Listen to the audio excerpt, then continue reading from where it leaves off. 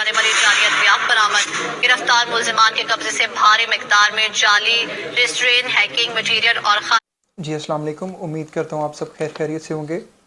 आज की वीडियो बहुत अहम है और मुझे बहुत ज़्यादा खुशी हो रही है आज की वीडियो बनाते हुए, क्योंकि इसमें एक बहुत अच्छी एग्ज़ाम्पल है रोल ऑफ फार्मासिस्ट के हवाले से।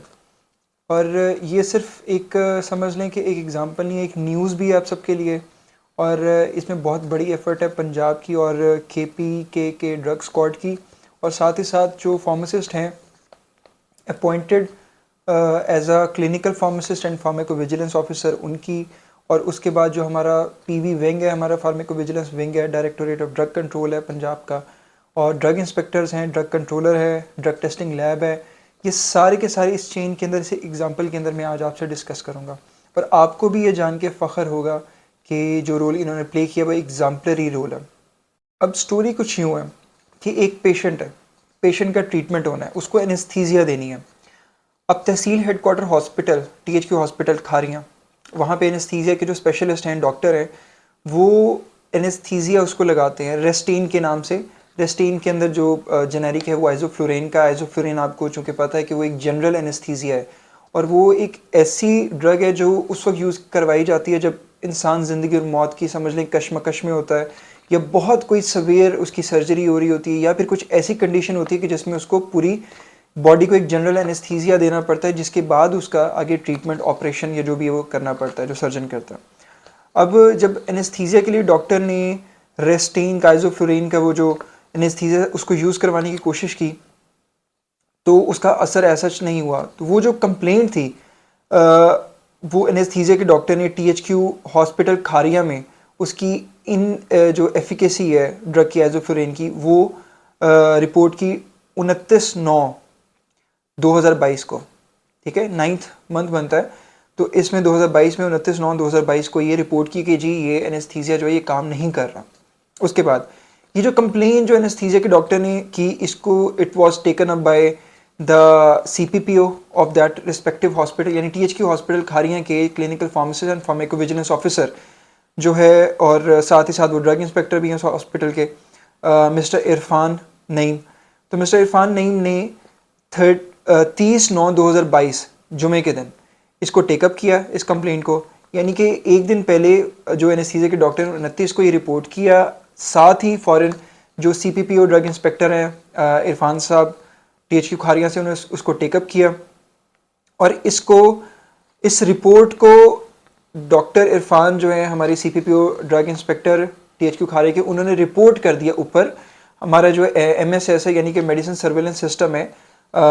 और कोई भी ऐसी कंप्लेंट होती है तो वो उसको आगे रिपोर्ट किया जाता है फार्माकोविजिलेंस विंग पे। ठीक है, तो जो कंप्लेंट रिसीव हुई, प्रोविंशियल फार्माकोविजिलेंस सेंटर पंजाब को ऑनलाइन पोर्टल यानी MSS के थ्रू सेम डे में, यानी कि जब उनको रिपोर्ट ही एनेस्थीसिया के डॉक्टर की तरफ से 30th को जब उनको मौसूल हुई, 30th को ही उन्होंने आगे PV विंग को, जो हमारा सूबाई विंग है, उसको पूरी हिस्ट्री लेके पेशेंट की और सारी कंप्लीट रिकॉर्ड के साथ उसको रिपोर्ट कर दिया।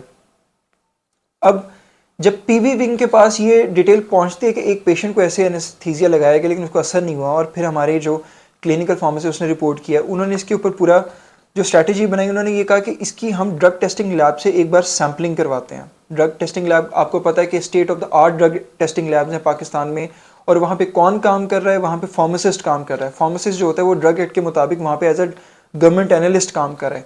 गवर्नमेंट एनालिस्ट का काम क्या है कि जब भी कोई ड्रग इंस्पेक्टर या कोई इस तरह से गवर्नमेंट इंस्टीट्यूट उसको मेडिसिन भेजता है तो उसकी सैम्पलिंग की जाती है, और state of the art procedures के थ्रू जो हमारे टेस्ट हैं एनालिसिस के, वो किए जाते हैं। तो कंप्लेंट इवेल्युएट की फार्माकोविजिलेंस विंग ने और डायरेक्शन पास की 3/10/2022 को, यानी कि 2-3 दिन के वक्फे के अंदर ही उन्होंने मंडे को डायरेक्शन पास कर दी कि इनका सैंपल लिया जाए आइसोफ्लोरेन का, रेस्टीन का, और इसको ड्रग टेस्टिंग लैब एनालिसिस के लिए भेजा जाए। अब सैंपल जो है उसको लिया गया 4/10/2022, यानी कि अगले ही दिन सैंपल ले लिया गया। यानी कि 29 को ये वाकया पेश आता है, 30 को CPPO के पास पहुंचता है, 30 को ही वो CPPO जो क्लिनिकल फार्मासिस्ट इरफान साहब हैं वो उसको रिपोर्ट कर देते हैं हमारे फार्माकोविजिलेंस विंग को। और साथ ही साथ पीवी विंग जो है वो फौरी तौर पे हरकत में आता है और साथ ही साथ उसके सैंपल एक दिन में लिए जाते हैं और उसको ड्रग टेस्टिंग लैब फैसलाबाद भिजवा दिया जाता है फॉर एनालिसिस। अब आगे की सिचुएशन क्या होती है, ड्रग टेस्टिंग लैब फैसलाबाद 19/11/2022 कुछ दिन के अंदर अंदर उसकी सैंपलिंग कर देता है और पता चलता है कि ये स्पूरियस हैं। स्पूरियस का मतलब क्या, कि ये जाली हैं, फेक हैं, गलत हैं, इनके अंदर वो चीज़ नहीं है जो इसमें क्लेम की गई है। यानी कि उसमें से क्या निकला, उसमें से सिंपल क्लोरोफॉर्म निकली। यानी कि आइसोफ्लोरेन जो कि एक जनरल एनेस्थीसिया के लिए इस्तेमाल होता है वो उसके अंदर होना चाहिए था, लेकिन रेस्टिन के अंदर से क्या निकला, क्लोरोफॉर्म निकली। इसका मतलब ये सस्पिशन क्या, कि ये जो थी मेडिसिन ये जाली है और इसको कोई बना रहा है और उसकी लेबलिंग, टैगिंग, ब्रांडिंग सारा कुछ वो कर रहा है कि ये रेस्टिन है, लेकिन ये असल में रेस्टिन नहीं है, एक जाली मेडिसिन है। उसके बाद एक और एग्जांपल यहाँ पे, ये पूरी जब ड्रग कंट्रोल स्क्वाड के अंदर ये जब हमारे कहा गया कि इसको मॉनिटर किया जाए, देखा जाए, तो 7 सिमिलर एग्जांपल्स जो थे वो लिए गए। फील्ड फॉर्मेशन जो हमारी ड्रग इंस्पेक्टर्स वगैरह हैं झंग से, जब झंग से ये सैंपल्स भेजे गए लेबॉर्ट्री में, तो वहाँ पे भी ये स्पूरियस निकले, ठीक है, और उसमें से भी इसमें रिपोर्ट हुआ कि ये क्लोरोफॉर्म है। अब एक चीज़ इस्टेब्लिश हो गई कि हमारे फार्मासिस्ट ने बहुत विजिलेंटली काम किया और इसको रिपोर्ट किया फार्माकोविजिलेंस विंग को। उन्होंने बहुत स्पीडली इस पर काम किया और उन्होंने इसके स्ट्रैटेजी बनाई कि इसकी सैम्पलिंग की जाए। जब सैम्पलिंग हो गई तो उसको भेजा गया आगे, और उसके बाद ये झंग से और जो इन्होंने लिए खारियाँ के, तो ये जाली हो गए। अब आते हैं स्टोरी के अगले रुख की तरफ कि इसके बाद क्या हुआ। सेम डे में क्या किया गया कि जो clinical pharmacist and pharmacovigilance officer drug inspector हैं और THQ खारियाँ के और जो ड्रग स्क्वाड है गुजरात की, उन्होंने रेड किया LP वेंडर के ऊपर, जो बिंदाद फार्मेसी थे। LP वेंडर जो है, LP होती है कि लोकल परचेज, मतलब फॉर एग्जांपल अगर कोई मेडिसिन गवर्नमेंट सप्लाई के अंदर नहीं है और वो आपको चाहिए और डे टू डे बेसिस के ऊपर चाहिए, तो आप क्या करते हैं कि उसको, जो आपका एक वेंडर होता है, सप्लायर होता है, जो जिसके साथ आपका रेट कॉन्ट्रैक्ट हुआ होता है, आप उसको कहते हैं, तो वो आपको एज पर नीड जो होता है वो सप्लाई कर देता है। तो जब उनको रेड किया गया तो उनसे इनवॉइस वारंटी मिली, जो उसके बिल वगैरह होते हैं कि इसका, जिसे आप ट्रैक कर सकते हो कि उन्होंने ये आगे से कहाँ से परचेज़ किया। क्योंकि जब इन्वेस्टिगेशन का दायरा कार बढ़ाया जाता है तो ये देखा जाता है कि जिन्होंने आपको दिया उन्होंने कहाँ से लिया। हो सकता है उनकी गलती ना हो, लेकिन उन्होंने जहाँ से लिया वो लोग उसमें मुलव्वस हों, ठीक है। साथ ही साथ ड्रग स्क्वाड फैसलाबाद झंग ने ये सैंपल्स रिकवर किए थे, ठीक है, सेम बैचेस के। और ये जो इन्वेस्टिगेशन है, जो रेड्स हैं, उनके अमल को मज़ीद तेज़ किया गया। और इसकी जो इन्वेस्टिगेशन है, इसमें एक चीज़ ये आई कि जब ड्रग स्क्वाड्स एक्टिव हुई, हरकत में आई, तो एक ड्रग सप्लायर मिलता है जिसका नाम दानियाल है, ठीक है। तो ये दानियाल क्या कहता है, अब मैं आपको थोड़ा सा ये बता दूं इसका कि ड्रग कंट्रोलर रावलपिंडी मलिक अरशद साहब, उनकी सरबराही में एक टीम को तश्कील दिया गया उस वक्त, ठीक है, जिसमें ड्रग इंस्पेक्टर टेक्सिला अहमद खटक साहब थे, ड्रग इंस्पेक्टर गुजर खान अदनान साहब थे, ड्रग इंस्पेक्टर मरी कायवान हैदर साहब थे, और पेशावर हेल्थ डिपार्टमेंट और पुलिस के कुछ आला अफसरान भी इस टीम में शामिल थे, ठीक है। अब क्या होता है कि एक रोज़ कबल इसमें रावलपिंडी से एक बंदा पकड़ा जाता है जिसका नाम दानियाल है, ठीक है, और ये एक ड्रग सप्लायर है, ठीक है। और उससे जब पूछगछ की जाती है तो ये इंकशाफ होता है कि पंजाब और खैबर पख्तूनख्वा के कुछ तमाम बड़े अस्पतालों में मरीजों को ऑपरेशन से कबल बेहोश करने के लिए इस्तेमाल होने वाली दवा के जाली कार्टन, बोतलें और असल दवा की जगह क्लोरोफॉर्म की तैयारी की जा रही है कहीं पे, और इसकी पैकिंग पेशावर के एक रिहायशी इलाके में एक घर में की जाती है, और बाकायदा नेटवर्किंग के ज़रिए तमाम बड़ी होलसेल मार्केटों और फिर सरकारी और निजी अस्पतालों तक इस जाली दवा को पहुंचाया जाता है।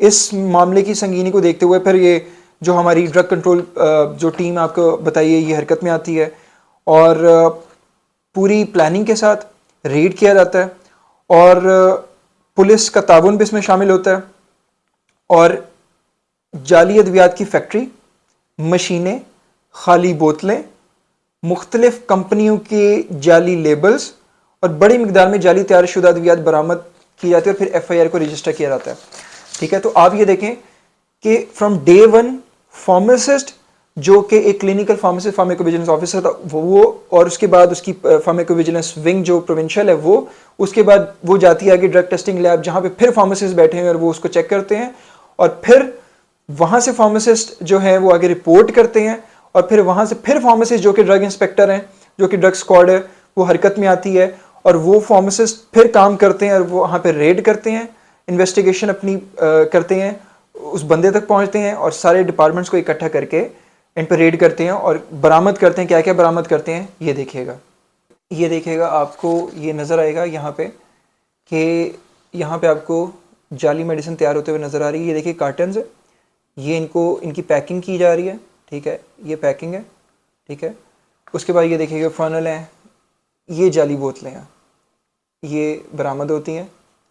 उसके बाद ये देखिए ये रेस्टेन आइसोफ्लोरिन ऊपर लिखा गया है 100 ml सारा कुछ, लेकिन ये सब कुछ जाली है। इसका मतलब ये कि इसमें क्लोरोफॉर्म है, इसमें आइसोफ्लोरिन नहीं है, और ये उन पेशेंट्स को दी जा रही थी। ये देखिएगा ये हैं जाली लेबल जो बने हुए हैं, और ये रेड होती है और ये लोग इसमें पकड़े जाते हैं। ये देखिएगा ये सिर्फ वो नहीं, और भी बॉटल्स और बाकी अच्छी कंपनियों की जो है उनकी जाली पैकिंग की जा रही है, ठीक है। ये देखिएगा साथ ये हेलोथेन, ठीक है। तो कितनी सेंसिटिव मेडिसिन है कि जिनके साथ ये किया जा रहा है और बनाई जा रही है, लोगों को दी जा रही है। ये देखिएगा सारा केस और बहुत अच्छी कार्रवाई।